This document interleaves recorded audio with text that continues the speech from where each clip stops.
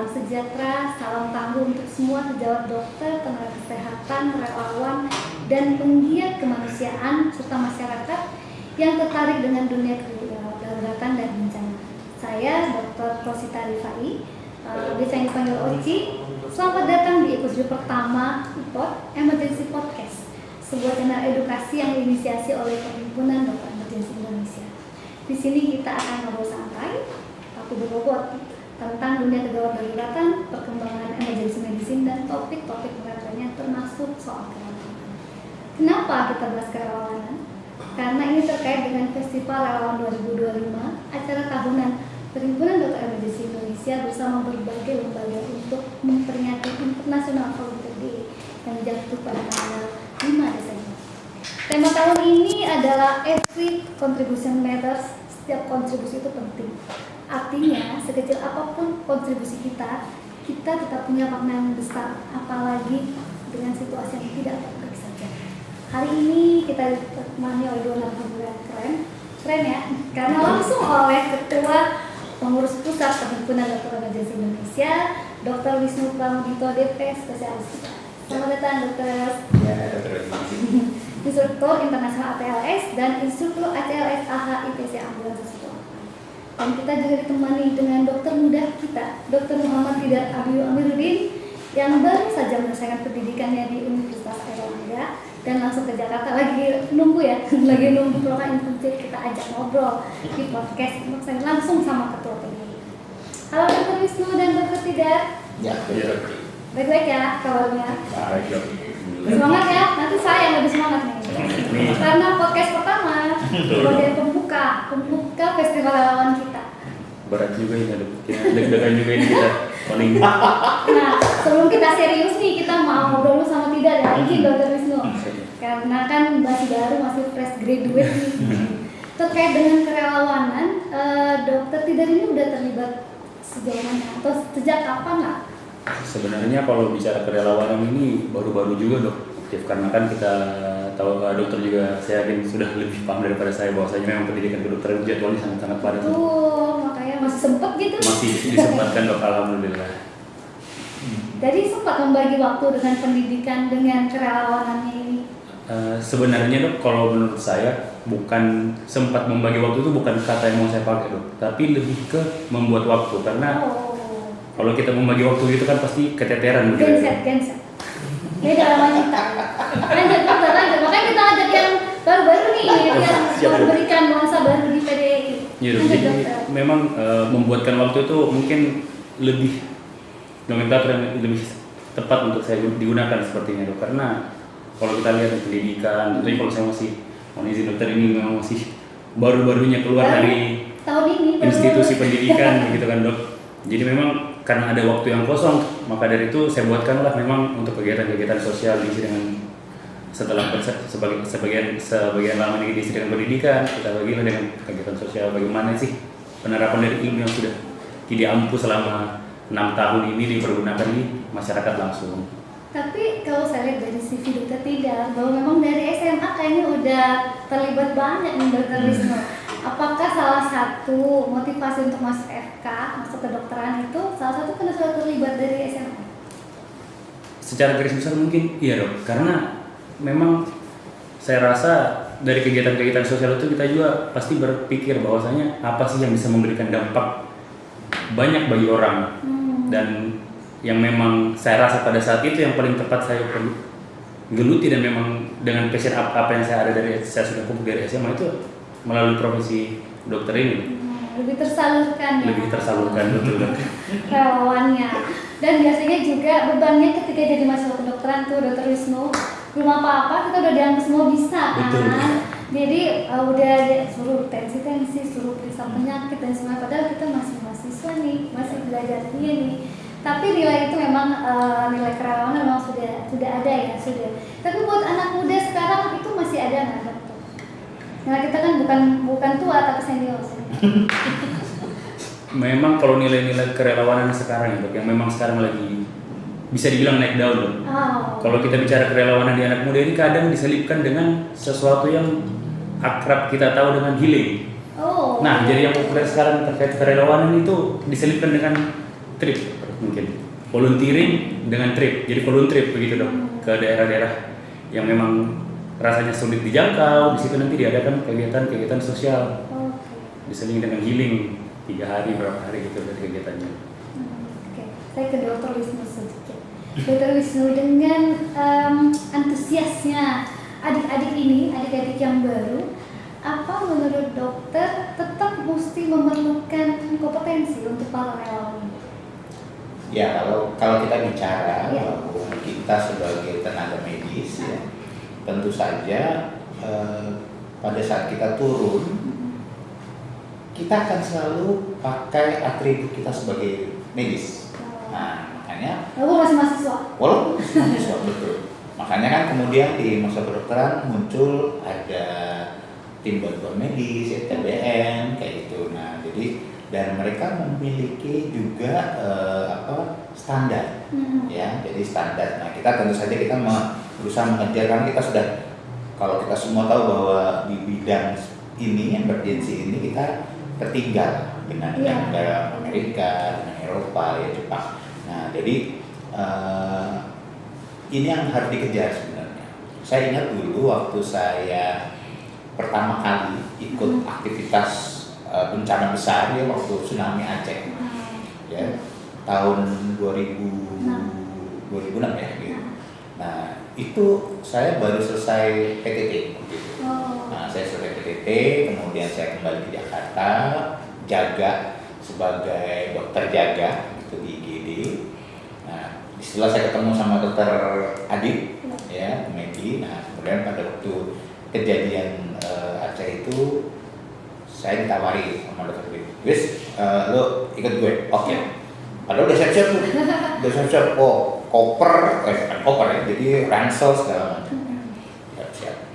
Nah, terus pas waktu ini salah satu yang mungkin yang cerita lucu buat saya.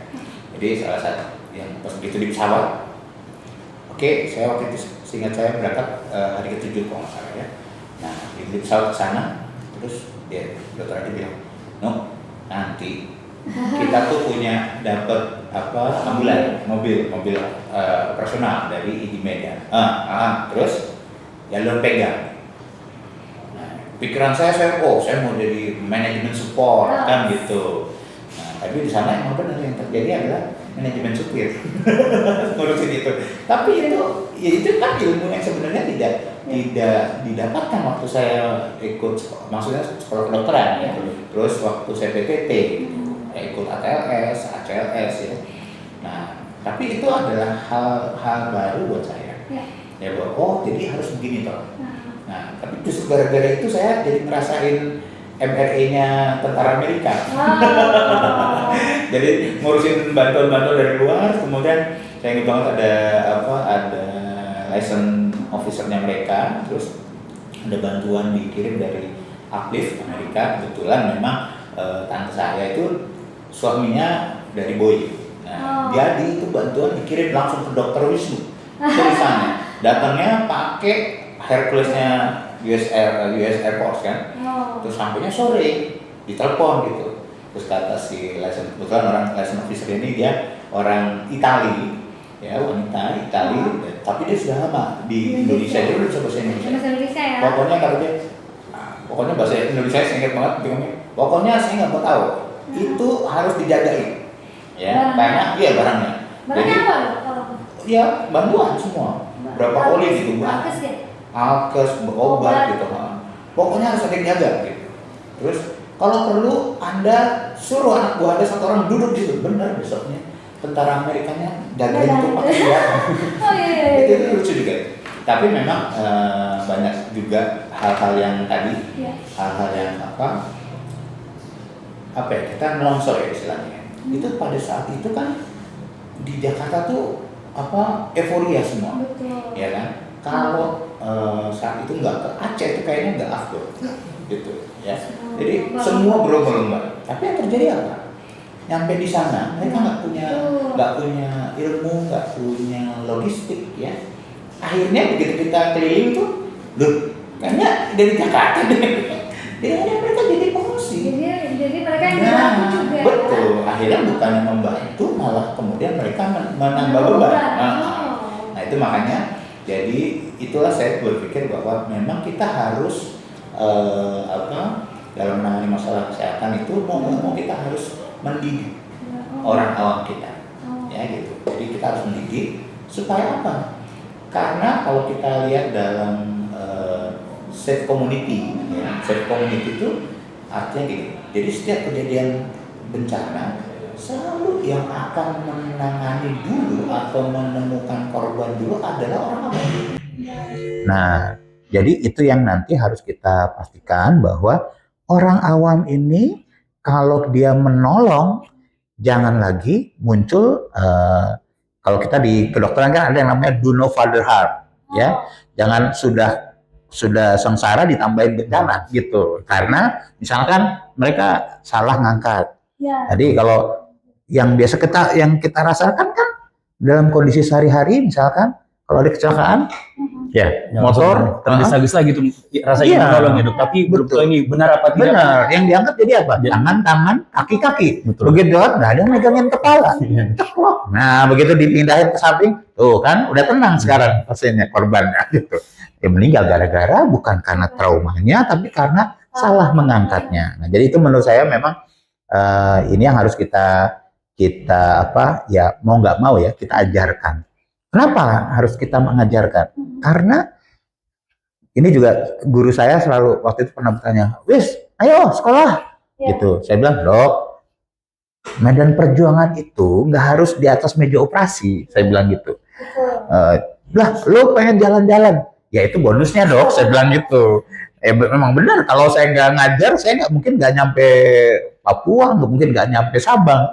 Nah, itu gara-gara saya ngajar ya gitu. Nah, tapi di sisi itu adalah yang saya pastikan adalah suatu ketika mungkin kita akan jatuh atau akan kecelakaan mungkin atau mengalami suatu hal emergensi yang kita menjadi korbannya gitu. Nah, tapi kalau kemudian kita ditolong oleh orang-orang yang sudah kita ajarkan, betul. Yaitu yang tadi dibilang kalau apa? Rasanya kayak gimana itu nggak ada. Rasanya Nggak ada bandingnya. Nah, mungkin itu. Mungkin kalau Dokter Wisnu di kebun bencana itu ngajar.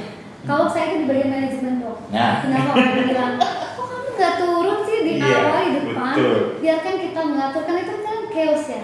Kalau tidak ada yang ngatur, semua mau turun ke lapangan, semua mau jadi hero, itu akan lebih kacau lagi. Betul. Nah, itu yang saya alami beberapa kali bencana ya, ketika semuanya mau turun, terus saya jaga kandang aja, nanti saya yang bukan sistemnya, saya yang cari bantuan karena itu juga bermakna. Jadi setiap kontribusi sekecil apapun, mungkin dibilang kecil ya, tapi itu bermakna loh. Kalau ngatur-ngatur orang pulang pergi, terus logistik mereka ketika dokter misal atau dokter tidak mau berangkat, saya udah siapin ransan ini berangkat, tinggal terus tiket dan semuanya di sana udah beres. Itu kan jarang ada orang kadang mungkin. Nah itu yang sebenarnya juga kita perlu pikirkan ya, ketika terlibat di kerelawanan nggak mesti jadi penyelamat di bawah gitu, ada juga hal-hal yang kita bisa atur dari belakang. Nah kalau ke dokter tidak sendiri sudah pernah ikut kegiatan kerelawanan, mungkin sekecil apapun, tidak mesti bencana sih, yang pernah mungkin bisa diceritakan dok. Iya dok, kalau memang saya bukan lebih ke bencananya, tapi memang saya lebih tertarik ke bagaimana kita hadir di pulau-pulau yang jarang tertinggal, terluar, begitu loh. Jadi memang ketika kita melihat yang memang sudah terbiasa di kota-kota besar misalnya, atau kota yang dengan aksesnya banyak sekali, ketika kita lihat ke sana itu memang, oh ini ya. Kalau misalnya dari pandangan saya dong, misalnya saya sebagai dulu kan masih kuliah gitu, kita seringlah kita dikasih skenario sama guru-guru kami itu kan, kamu tuh harus bisa dengan alat seminimal mungkin dan menghasilkan hasil yang optimal bagi pasien. Nah, ketika dihadapkan dengan skenario itu, kita kan sebagai mahasiswa nih masih naif dok, kayak ngapain sih, nggak mungkin ketemu, mungkin kasih kayak gini bisa. Ternyata pas ke tempat-tempat tersebut tuh kayak wow, ternyata bahkan realitanya ini lebih kurang daripada skenario-skenario yang diberikan dari guru kami dok. Begitu mungkin pengajarannya. Iya. Itu dokter Wisnu biasa ngajarin itu ya dok. Itu. Hal-hal yang di lapangan, yang maksudnya kita idealnya kan menanganinya pakai apa tuh dok, alat ini. Iya. Nah dokter Wisnu pengajarannya kadang-kadang tuh agak out of the box. Kalau nada itu Betul. sengaja ini, itu gimana dokter? Betul. Di dalam bencana ataupun dalam keadaan yang Ya, jadi sangat memang tertinggal. itu ya tadi Dr. Tida kan bilang bahwa memang Indonesia itu berbeda. Ya. Ya. Jadi saya ingat banget dulu waktu Prof. Arjo pas Aceh itu ya, Prof. Arjo itu mengumumkan bahwa Indonesia is a supermarket of disaster. Banyak yang protes. Oh, kita kok jadi supermarket? Loh iya, apa sih yang nggak ada di Indonesia? Dari yang kecelakaan biasa, motor, jatuh 2013 atau 16 saya ingat banget data di Polda Metro Jaya itu sehari di Jabodetabek itu 6 pengendara sepeda motor meninggal sehari. Kalau kita kasih hitung sehari, kali seminggu, kali sebulan, kali setahun, ya ribuan juga korbannya. Tapi kita kan selalu diam, menganggap bahwa itu biasa. Beda kalau banjir yang meninggal 3 orang, ribu. Artinya, nah padahal kan ya kerugian masyarakatnya besar. Nah jadi itu yang artinya memang seringkali kita terdistraksi, ya gitu, terdistraksi. Nah terus karena terdistraksi akhirnya terus kita ikut pelatihan ya. Jadi kita ikut supaya nggak ini kita ikut ATLS, kita ikut ACLS. Nah itu kan memang pelatihan itu standarnya Amerika. Nah jadi yang saya bilang ya nggak ada masalah gitu. Makanya sekarang kalau saya ngajar di ATLS, saya bilang Anda selama 3 hari itu Anda sedang kerja di RSUD Chicago.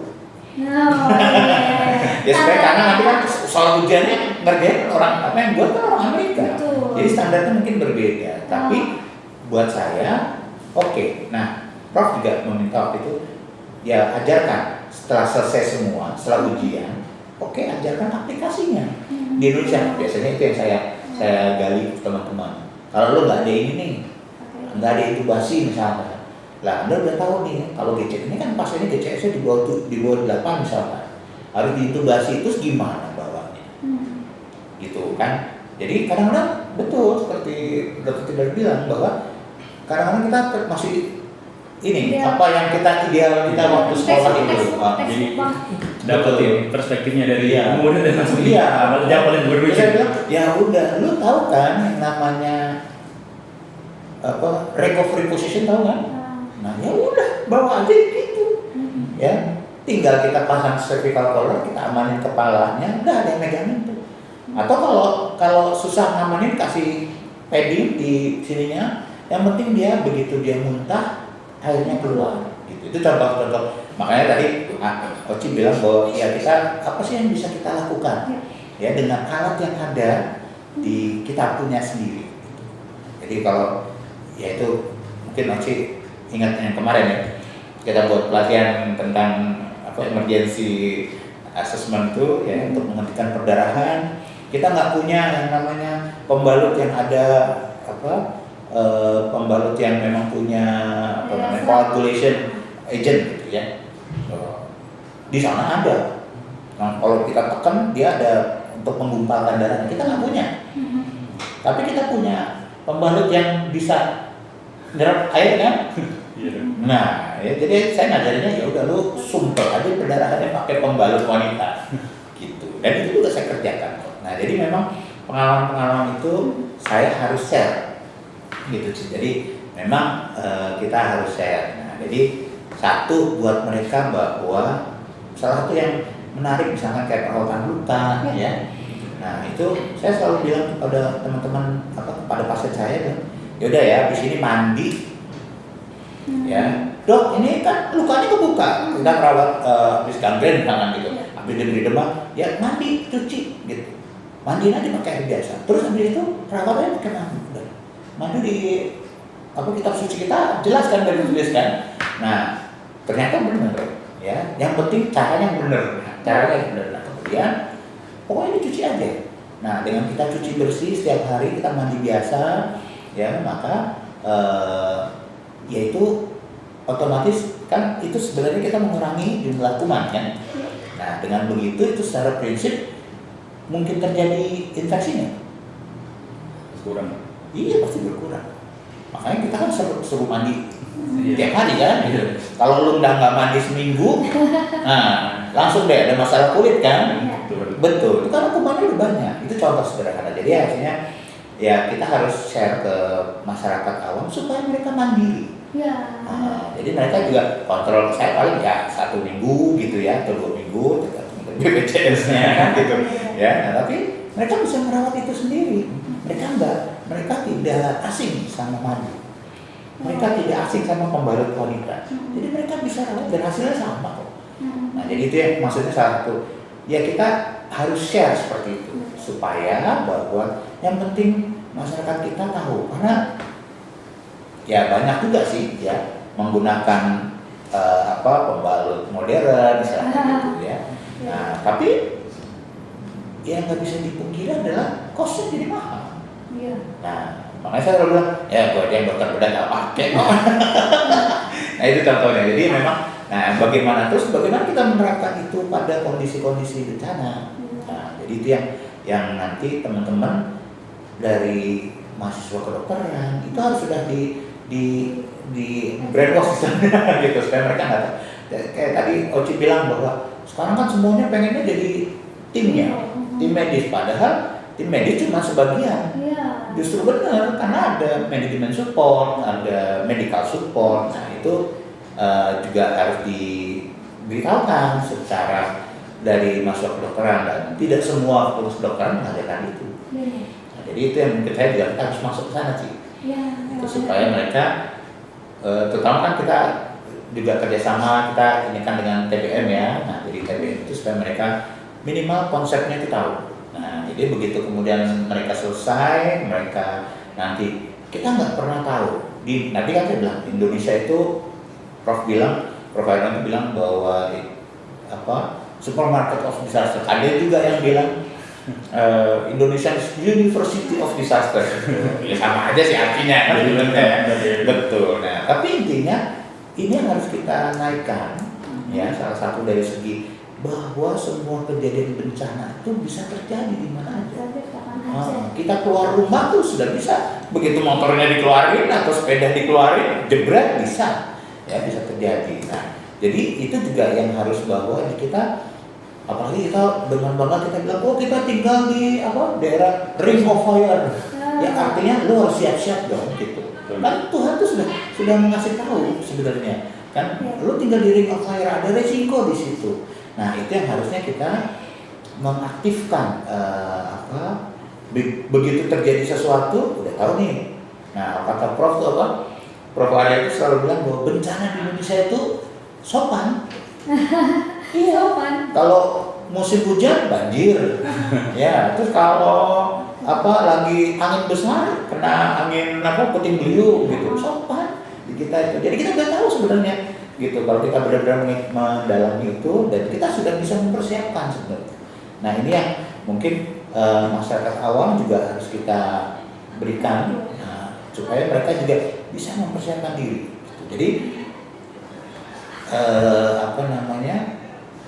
tadi kita sebagai relawan itu bukan hanya bekerja pada saat kejadian bencana. Justru bagaimana kalau kita lihat bahwa disaster management kan ada mitigasi, ada preparedness, ada evaluation, ada tanggap bencana gitu. Tapi kan itu enggak ini dulu enggak. Jadi circle dia berputar. Nah, jadi itu yang harus dikerjakan oleh kita semua dari masyarakat kecil, misalkan di rumah yang paling mudah kan. Oke, kita mau naik motor nih, ya. Kan kalau di Indonesia apa namanya kendaraan keluarga itu motor kan? Iya, di semuanya bisa naik. Betul. Nah jadi kalau hari Sabtu Minggu kan bapaknya nyetir, ibunya di belakang, ibunya gendong anak ketiga, anak pertama di depan bapaknya, anak kedua jadi satu motor itu bisa 5 orang. Baik kalau mau didok. Nah, tuh kan. Dengan barang-barang, jadi itu anak dan barang. Iya. Terus kalau kemudian dari satu motor nabrak satu motor jebret. Korbannya udah berapa?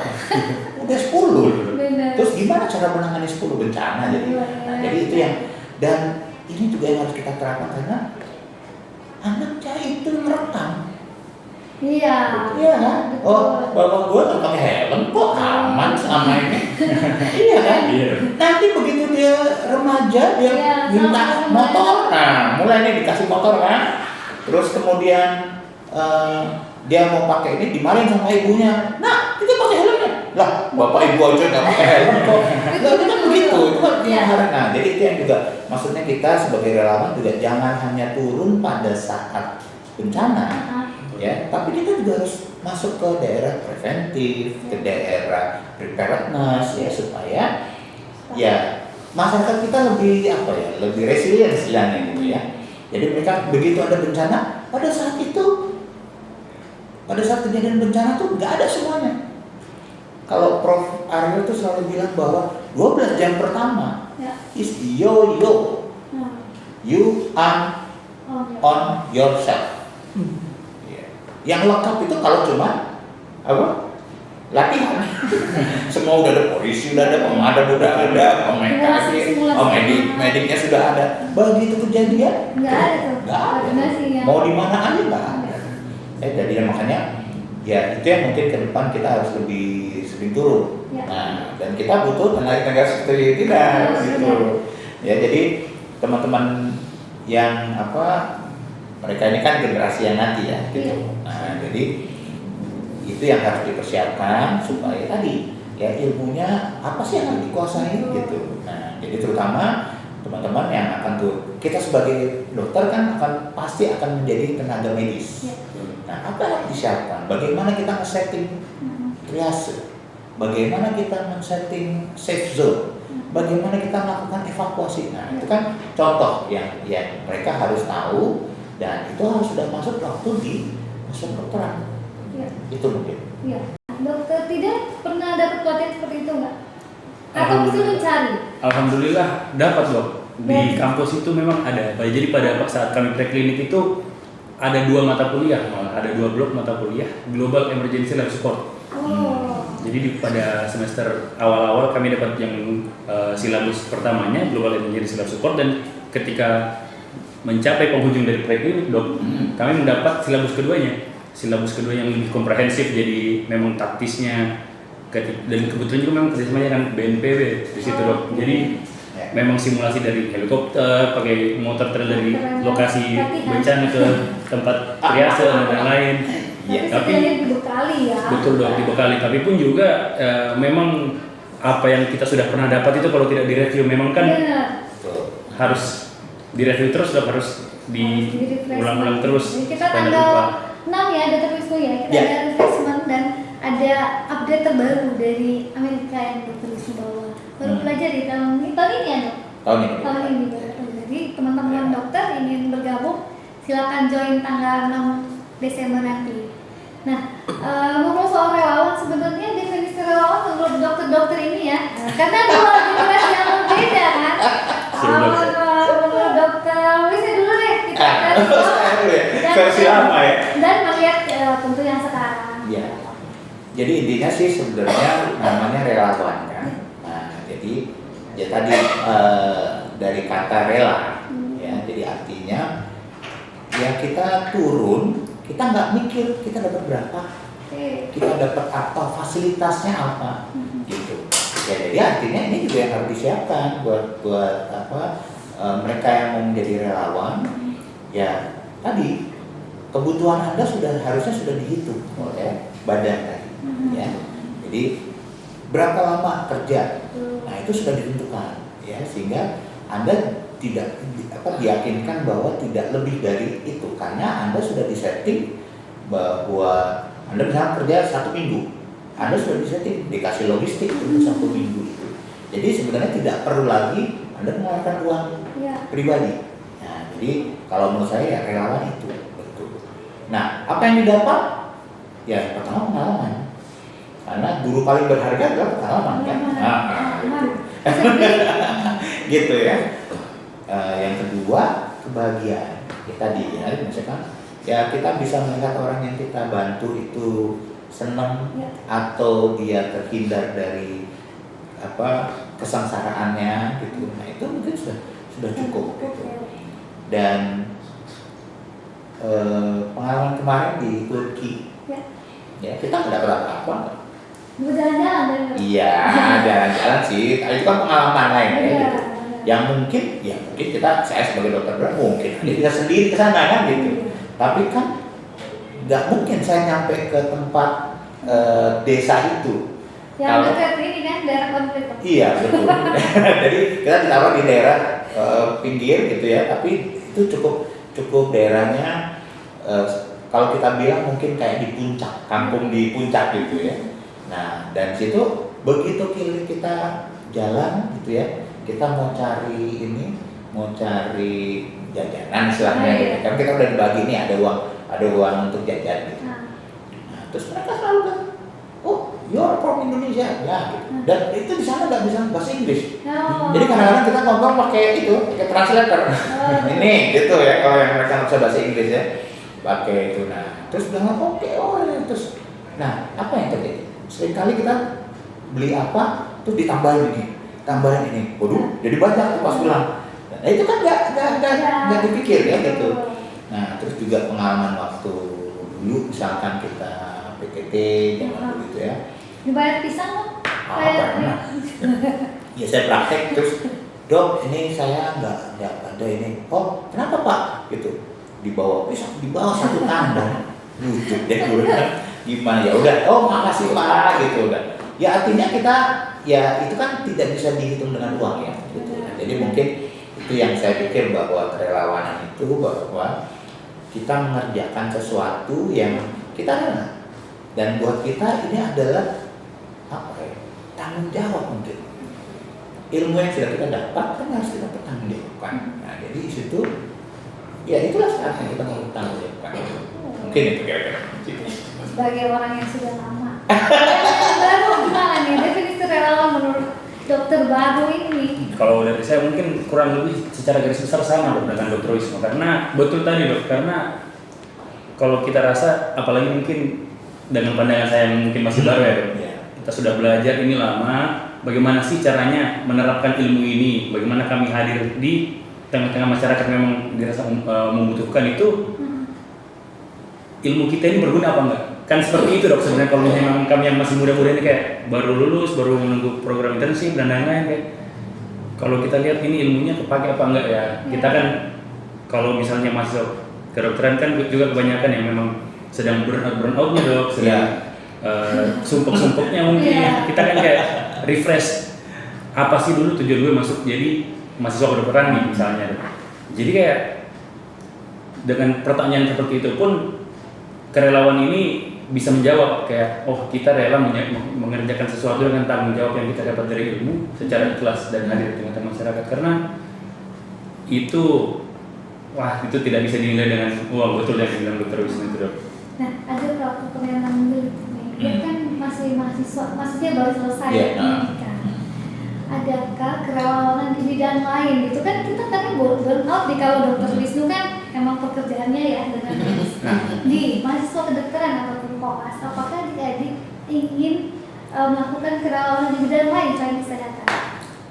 Sebenarnya kalau melihat ke arah sana dok itu saya rasa banyak sekali ruang yang bisa kita isi dok. Baik dari segi pendidikan, dari pengembangan sumber daya, pun juga dari membantu masyarakat di sana dengan cara-cara lain yang mungkin kita belum bisa pikirkan secara teknis. Tapi disitulah programnya, disitulah kita bisa memanfaatkan aspek dari berbagai hal, tentunya dengan kemajuan teknologi juga ya, lebih teknis, lebih efisien, tapi juga tanpa mengurangi nilai-nilai kemanusiaan yang kita bawakan saat menjadi relawan di situ. Ya, jadi memang di masa kedokteran itu selalu kan konteksnya kita medis. Ya. Tapi kalau misalnya kemudian yang paling gampang, saya nggak tahu sekarang masih ada nggak kalau ke kunjungan ke rumah. Bukan, misalnya kita KKN. masih ada Ada namanya nggak tetap KKN. Tetap KKN. Oh, tetap KKN. Iya, Jadi betul. kata-kata masih pakai kata-kata Nah, yang dulu itu saya ingat banget saya KPN ke Banjarnegara kalau nggak salah. Ya, nah di situ benar-benar itu di Jawa Tengah, Oh. Banjarnegara. Nah, terus kan itu aku Kalimantan ya salah. di situ terus kita Kan Banjar, kok Banjar. Nah, memang Jawa. acara umumnya, acara ininya kan selalu pengobatan massal, Ya. terus sirkumsisi Massal, massal gitu ya. Iya, Dok. Nah, tapi ada juga waktu itu kita bikin namanya kayak kita buat bioskop, contohnya kayak gitu. Jadi itu ternyata waktu mau bawa rel itu filmnya itu, nah, istilahnya misbar ya, jadi misbar ya, dulu. Nah, jadi bawa rel ternyata mobilnya kejebak lumpur. Oh, Terus itu iya, iya. naik ke atas, dia nggak bisa naik tuh mobil bak terdukanya. Ya udah kita turun aja. Ya udah, jadi kita bawa rel itu. Ngangkatin barang, proyektornya itu barang-barang rame-rame. Iya, Gitu. dulu yang sudah gambar Yang dulu jangan salah dulu. Itu dulu waktu tahun berarti saya kuliah itu tahun 90-an ya, 93, 95. Belum lahir. Sudah Tidak. enggak usah. Tidak. Belum lahir saya. Dok. Belum Belum lahir. Dok. Belum lahir tidak. Belum lahir. Kemarin Nah. pas waktu di Turki itu Hah? itu juga yang kita lakukan. Pindahin barang itu dengan ngangkat segala macam. Jadi memang ya di situ mungkin ya buat saya sih is oke aja karena kita sudah waktu kita mau berangkat saya udah mikir oke, saya dikirim sebagai tim medis Ya. rumah sakit lapangan, namanya rumah sakit lapangan nggak mungkin lah dia maksudnya tidurnya di kotel gitu kan ya. Walaupun kita ngarep-ngarep juga sih kan lihat kalau di Eropa rumah sakit lapangannya kayak gini nih, ada tempat mandinya segala macam. Nah terus ya betul kejadian begitu kita nyampe di sana Gitu sendiri. bikin sendiri karena ini BNPB kan gitu. Nah ini kan tendanya untuk kondisi tropis di Indonesia ya. Nah itu di Turki waktu itu suhunya 2 derajat Celcius. Iya benar. Nah jadi tapi itu semua digotong. Semua itu spesialis ya. Itu spesialis ya. Jadi manajemen support. Yeah. Itu bukan manajemen support. Bukan, saat itu benar-benar Support real. barang. Angkat maksudnya. barang, betul. Tapi saya happy jadi kita malah yang teman-teman yang ikut saya, wah ketawa, terus ada yang waktu bikin tenda kan baru tuh yang namanya dokter bedah Iya. itu membuat Bikin tenda tenda. gitu. Ya, oh ini harus gini nih, terus ada yang harus dijalin gitu kan. Gue sih senang-senang, ini kayak gue dulu waktu pramuka lagi gitu, happy aja gitu. Ya gitu, jadi kita flashback lah gitu ya. Nah jadi tapi itu memang dasarnya karena kita sudah niatan. Nah niatannya waktu dari mau berangkat itu ya udah kita niatannya terburuk aja sampai sana. Betul. Ya gitu. Jadi kita siapin semua perbekalan segala macam, ya barang-barang segala macam. Nah sehingga pas sampai sana kemudian kita dapat yang bagus, alhamdulillah. Tapi kalau dapat yang dengan seadanya ya oke, nggak apa-apa. Nah, salah satu mungkin yang perlu dibekali relawan itu memang siap menghadapi apapun yang terjadi di lapangan. Karena kan kita nggak prediksi ya Nggak. keadaan bencana, keadaan kacau dan apa sehingga ketika berharap bahwa datang ke sana untuk dilayani terutama tenaga medis ya katanya. Jadi tenaga medis itu mesti biasanya multitasking tuh Mas Wisnu. Ya. Kalau tanpa mengecilkan peran yang lain ya. Kadang-kadang kan tenaga yang lain tidak bisa mengerjakan pekerjaan kita. Tapi kalau kita mesti mengerjakan pekerjaan semua orang. Ya. Mesti bisa, Bisa kalau aja. nggak ada. Karena kita nggak akan bisa melayani. Ya. Kita nggak bisa memberikan pelayanan kita kalau belum siap semuanya kan.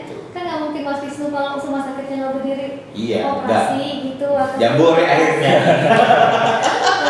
Nah, belajar dari hal itu adakah yang perlu kita perbaiki Mas di sistem kerelawanan ataupun penanganan kita di Indonesia ini? Selain kita kan pasti organisasi sudah melakukan, tapi kan kita cuma Betul. sebagian kecil dari sistem yang ada kan. Nah, dari Dr. Wisnu sebagai Ketua PPPDI ada rekomendasi apakah apa yang kita bisa buat kan? Ya jadi memang teman-teman yang terutama di medis ya. Nah jadi kemarin itu waktu kita ke Turki Ya. itu bukan hanya dokter, bukan hanya dokter spesialis, tapi ada juga misalkan surveillance, ya ada juga gizi, Ya. yang masak segala macam. Nah banyak dari mahasiswa kita yang di Turki waktu itu Ya. akhirnya jadi Tukang apa? masak. Tukang masak gitu ya. Oh. Masuk kedokteran. Masuk kedokteran di sana kita di sana.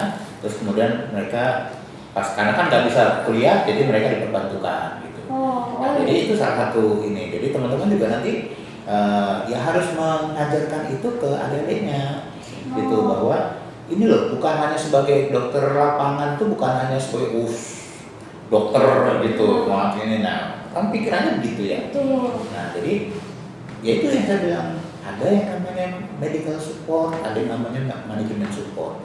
Nah manajemen support itu kerjanya ya personalia, kita harus ngatur tenaganya ya, kemudian logistik. Nah itu ada pelatihannya dan itu teman-teman harus juga kalau memang tertarik ya, kalau memang tertarik kita harus mulai masuk ke situ ya supaya gini toh, gini mau ngurus 10 orang, ngurus 50 orang, ngurus 100 orang berbeda gitu ya. Logistiknya kan berbeda, kemudian perlengkapannya berbeda. Saya ingat banget waktu saya Aceh itu pertama kali saya melihat kerja WHO. Ya, jadi WHO itu mereka udah satu paket. Ya. Jadi satu pos kesehatan itu satu dokter ada 3 perawat. Ya, ini untuk 1 minggu mereka dapat 3 kardus.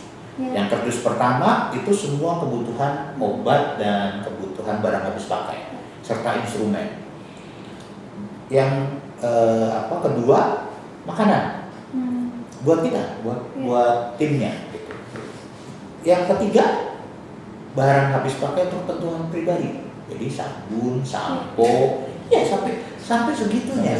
Sampai segitunya itu diperhatikan. Jadi makanya nggak heran kalau kemudian tim itu happy aja di tempat ini. Dan mereka sudah ditentukan ini untuk 1 minggu.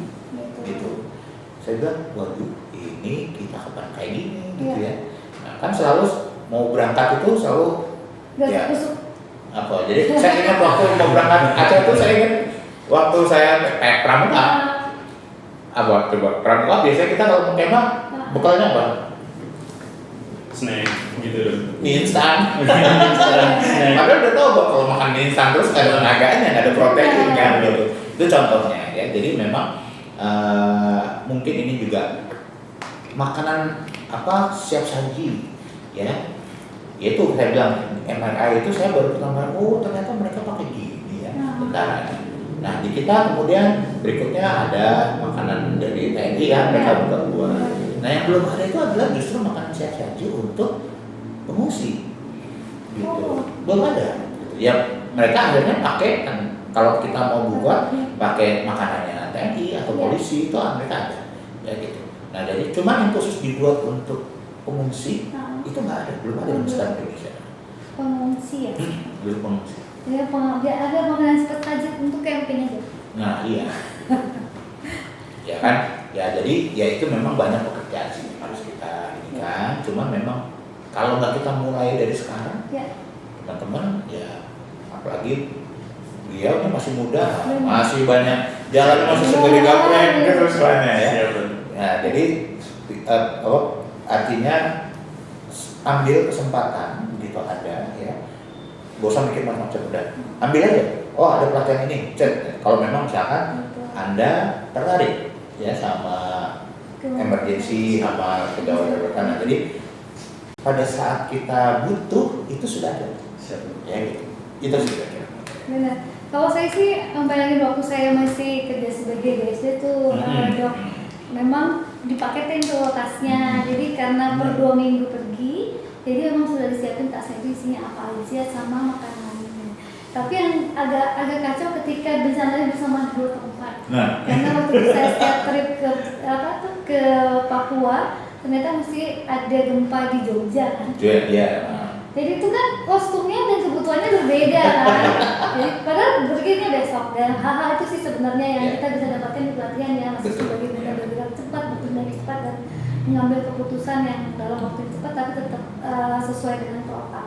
Nah itu yang sebenarnya yang kita inginkan bahwa dengan kemajuan teknologi mungkin informasi itu akan lebih cepat kita dapat, tapi perlu dilatih dan disimulasikan. Karena kadang-kadang kan informasi yang sosial media ataupun digital itu mudah-mudahan sih sumbernya bagus ya mas. Mudah-mudahan sumbernya bagus. Kalau sumbernya nggak jelas kan kadang orang tidak mencantumkan sumber. Iya. Nah Oke. jadi buat para dokter, para teman-teman sejawat atau tenaga kesehatan kalau ingin belajar tetap melihat sumbernya dari mana. Nah itu akan menjamin bahwa apa yang kita lakukan itu bisa aman lah. Dan buat saya sih untuk kedaruratan dan penanganannya ini yang penting ada pengetahuan dulu sih mas. Pengetahuan itu yang kemarin kita juga bikin webinar buat lansia ya. Iya. Mereka tahu siapa yang dihubungi dan apa langkah selanjutnya. Kalau nggak bisa ngapa-ngapain ya, tapi kalau bisa langkah ketiga itu kan lebih baik. Tapi kadang-kadang dengan keterbatasan, semuanya kita ngajar di Jepang kan ngajar anak balita ya kan. Iya. Setidaknya dia menelpon ketika di rumah nggak ada siapa-siapa terus terjadi sesuatu yang dia tidak bisa bantu, dia tahu mau mencet nomor mana. Nah itu kan kita belum ya di Indonesia.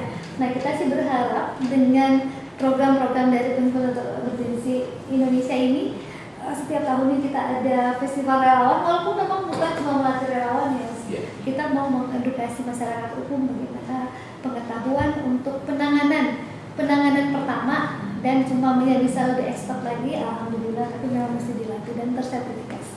Mungkin itu dulu obrolan kita sore ini. Wah, saya dapat Terima banyak kasih ini, banyak Dr. Tida, Dr. Wisnu. Ya, Semoga iya. acara kita ya. Iya. Acara kita akan sukses. Ini juga Berharap berarti di Surabaya bisa bikin juga. siap dok. Tuh. Nah, karena kita berharap sih memang setiap tahun ini kita laksanakan pelatihan awam, edukasi awam terlatih kita terus lakukan refreshment untuk dokter-dokter yang ingin melatih juga, sehingga ketika dia memberikan edukasi atau pengetahuan kepada awam juga itu Bukan hanya untuk melatih sebenarnya. Betul. Jadi untuk kita menyiapkan lingkungan terkecil kita, Benar. yaitu keluarga. Ya. Nah, jadi kalau kita kerja di rumah sakit, mungkin kita aman. Tapi kalau terjadi sesuatu di rumah, Nah, siapa yang megang? Nah, jadi itu yang mungkin teman-teman nanti ikut refreshment, kemudian ajarkan juga ke orang-orang tercinta kita di keluarga kita, sehingga kalau terjadi sesuatu di rumah, misalkan anak kita bisa melakukan CPR misalkan, terus anak kita mengalami choking, ya, nah ibunya bisa melakukan hernik misalkan gitu. Nah, jadi itu yang harapan kita ya, minimal keluarga itu safe, ya, jadi safe community itu di situ. ya kemudahan kecil ya, karena kejadian itu bisa terjadi kapan saja dan Betul. di mana saja. Tidak berarti karena Dr. Wisnu dokter, terus keluarganya aman aja, tapi tetap Iya. berkorban. Begitu pun kami, begitu pun Dr. Tida ataupun yang lain. Harus belajar lagi nih dok, harus refresh lagi nanti Ya. ke acaranya dok. Oke, baik. Terima kasih atas kehadirannya sore ini. Ya. Nah, kita akan lanjutkan di episode berikutnya dan semoga bermanfaat. Saya Dr. Suparifai mengucapkan assalamualaikum warahmatullahi wabarakatuh. Waalaikumsalam.